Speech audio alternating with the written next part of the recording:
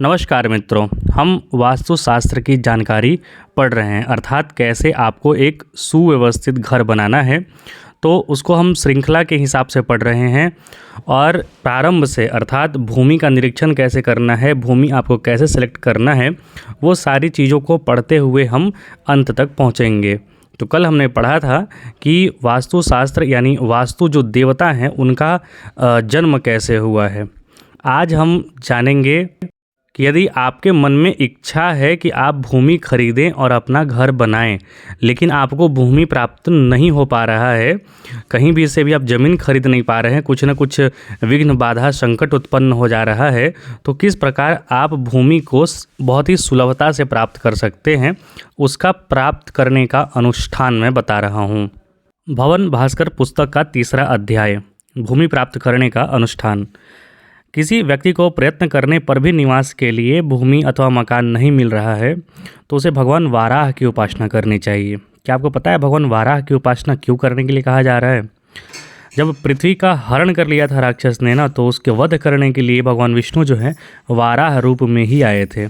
तो अर्थात भूमि का रक्षण करने के लिए भगवान वाराह को आना पड़ा था। इसीलिए आपको जब भी भूमि न मिले रहने के लिए तो आप वाराह भगवान का पूजन कीजिएगा, जिस प्रकार सामने बताया जा रहा है। स्कंद पुराण के वैष्णव खंड में आया है कि भूमि प्राप्त करने के इच्छुक मनुष्य को सदा इस मंत्र का जाप करना चाहिए। ओम नमः श्री वराहाय धरण्य उद्धारणाय स्वाहा। और ये मंत्र जब जाप करें आप तो ध्यान में क्या रखें, भगवान विष्णु के वाराह स्वरूप का ध्यान रखना है। जैसे भगवान वाराह के अंगों की कांति शुद्ध स्फटिक गिरी के समान श्वेत है, खिले हुए लाल कमल दलों के समान उनके सुंदर नेत्र हैं, उनका मुख वाराह के समान है पर स्वरूप सौम्य है, उनकी 4 भुजाएं हैं, उनके मस्तक पर किरीट शोभा पाता है, वक्षस्थल पर श्रीवत्स का चिन्ह है, उनके चारों हाथों में शंख चक्र अभय मुद्रा और कमल सुशोभित है, उनकी बाईं जांघ पर सागरंबरा पृथ्वी देवी विराजमान है। भगवान वाराह लाल पीले वस्त्र पहने और लाल रंग के ही आभूषण से विभूषित हैं। श्री कच्छप यानी कि जो कछुआ का अवतार हुआ था कि पृष्ठ के मध्य भाग पर शेषनाग की मूर्ति है, उसके ऊपर सहस्त्र कमल दल का आसन है जिस पर भगवान वाराह विराजमान हैं।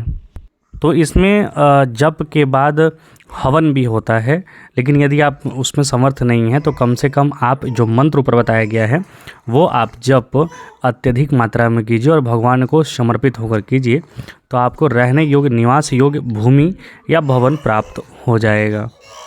अब इसके आगे हम बढ़ते हैं भूमि की परीक्षा करने के लिए। उसमें हमने एक चैप्टर पढ़ा था, एक उपाय पढ़ा था, वो चौकोर एरिया खोदने का, तो वो आप वीडियो में जाकर देख सकते हैं।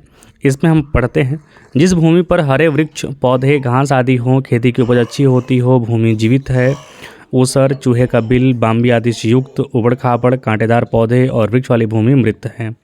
मतलब जहाँ अच्छा खासा हरा जो हरा पेड़ पौधा हो या फिर हरा हरा मतलब जो भूमि हो वो फटी ना हो, वैसी भूमि पर घर बनाना चाहिए।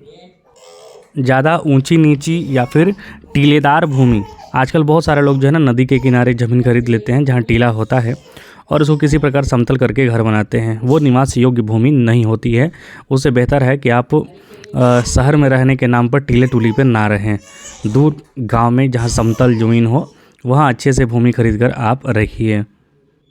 और ये उपाय जो 2रा नंबर पर लिखा हुआ है वो मैंने आपको उपाय पहले ही बता चुका हूँ मैं वीडियो में, वो आप जाकर प्लेलिस्ट में देख सकते हैं।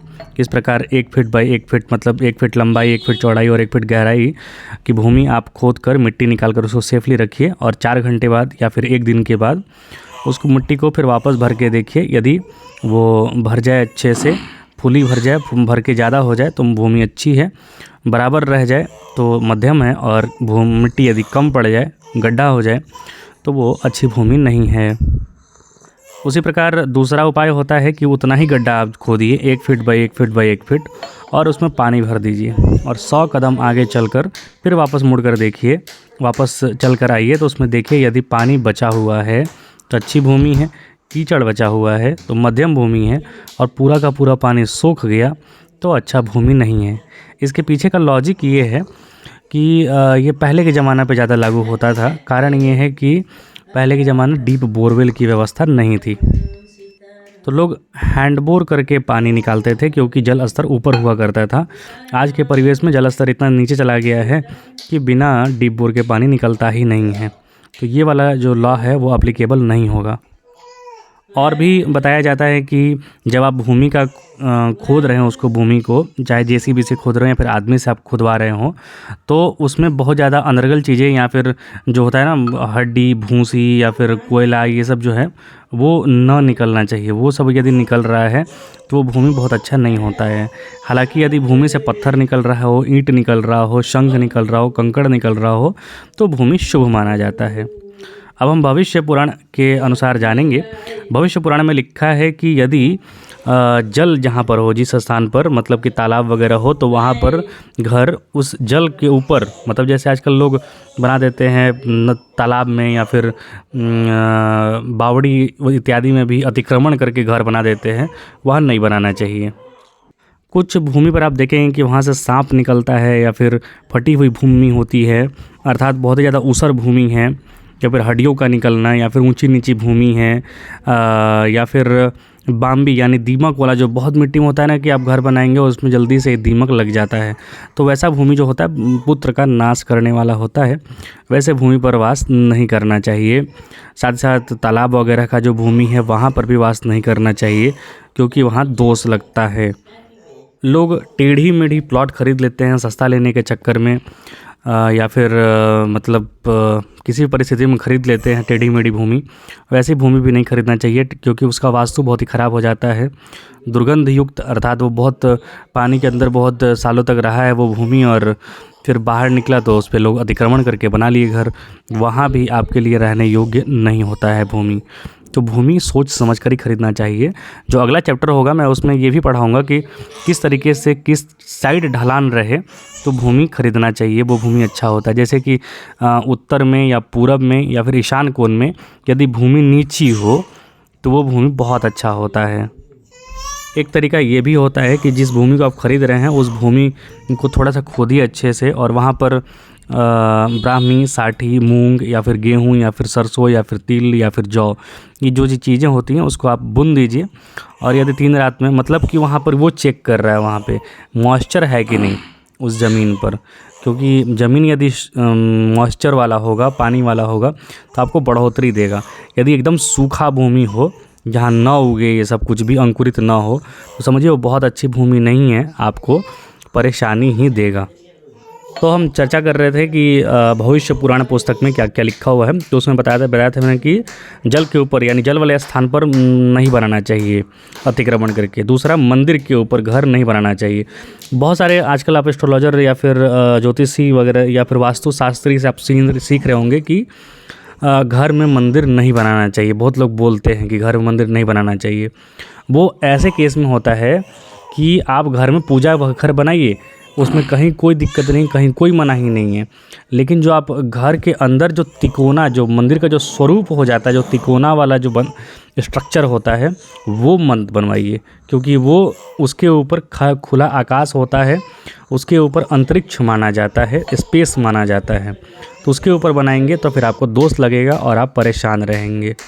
जो मंदिर वाला जो तिकोना पोर्शन जो होता है वो अपने घर में नहीं बनवाना चाहिए। सिंपल साधारण पूजा घर बनवाइए और पूजा बैठ के कीजिए। अब यहाँ पर भविष्य पुराण में बताया गया है कि 4 वर्णों के लिए कैसा भूमि चाहिए। 4 वर्ण कहने का मतलब, ब्राह्मण वर्ण कहने का मतलब जो शिक्षा से जुड़े हैं, जो शिक्षा देते हैं, ज्ञान देते हैं या फिर पौरोहित्य का कार्य करते हैं, उनके लिए श्वेत वर्ण भूमि। क्षत्रिय मतलब कि जो सेना में है, आज के ज़माने के हिसाब से समझिए तो जो सेना में है या फिर समाज का रक्षण करते हैं, नेता टाइप के लोग हैं, उनके लिए रक्त वर्ण की भूमि।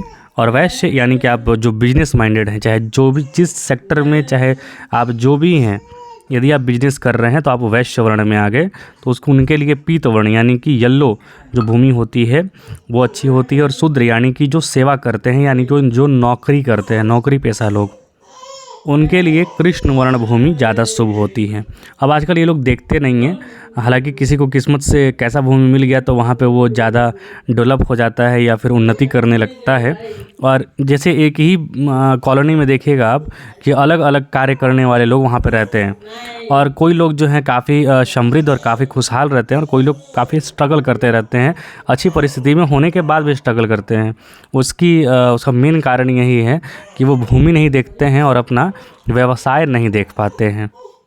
फिर उसमें गंध के अनुसार भी बताया हुआ है कि जो मिट्टी होता है उसका सुगंध जो होता है उसके अनुसार कैसा होता है। तो जो फिर से मैं बता रहा हूँ, ब्राह्मण यानी कि जो शिक्षा देते हैं, पौरोहित्य का कार्य करते हैं, धर्म का कार्य करते हैं, उनके लिए घृत यानी घी के समान गंध वाला। क्षत्रिय यानी कि सेना, पुलिस, ये सब में नेता, इस टाइप में काम करने वालों के लिए रक्त के समान गंध वाली। वैश्य यानी बिजनेसमैन के लिए अन्न के समान वाली, और शूद्र के लिए मध्य के समान गंध वाली जो भूमि होती है अति शुभ होती है। आगे बताया गया है मिट्टी के स्वाद के अनुसार। तो मीठे स्वाद वाले ब्राह्मण यानी कि ज्ञान देने वालों के लिए, कषैले स्वाद के यानी क्षत्रिय के लिए, वैश्य के लिए खट्टे स्वाद वाली, और शूद्र के लिए कड़वे स्वाद वाली भूमि। और वैसे ही इसमें बताया गया है स्पष्ट तौर पर कि मीठे स्वाद वाली जो भूमि होती है वो सभी के लिए हितकर या फिर अच्छा होता है।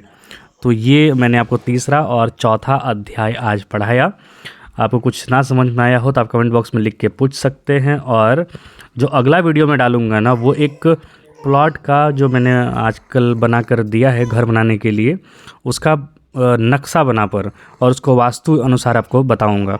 फिर अगला अध्याय पढ़ाऊँगा, क्योंकि बीच बीच में नक्शा आता रहे तो थोड़ा दिलचस्पी और जानकारी भी बढ़ते रहता है कि आखिरकार कैसे लागू हो रहा है।